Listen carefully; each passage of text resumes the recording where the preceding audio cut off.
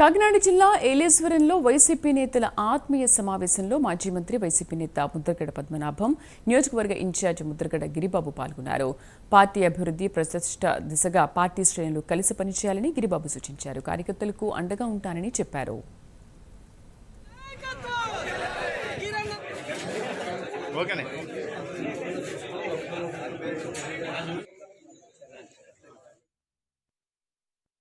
అందరికీ నమస్కారం అండి.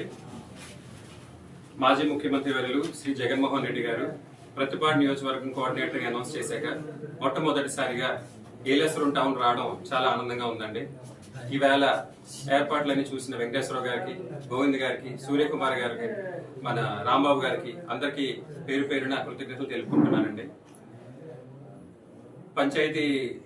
మన నగర పంచాయతీ ఉద్దేశించి ఒక చిన్న మాట అండి.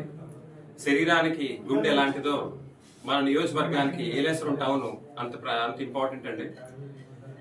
అన్ని అవయవాలు రక్త ప్రసరణ కోసం గుండె పట్ల ఎలా వెయిట్ చేస్తుంటాయో అదే విధంగా నియోజకవర్గంలో ప్రతి ఒక్కరు కూడా ప్రతి ఊరు టౌన్ లో ఏం జరుగుతుంది, గాలి ఎటువైపు వెళ్తుంది, నాయకులు ఏం చేస్తున్నారు అనేది గమనిస్తుంటారండి.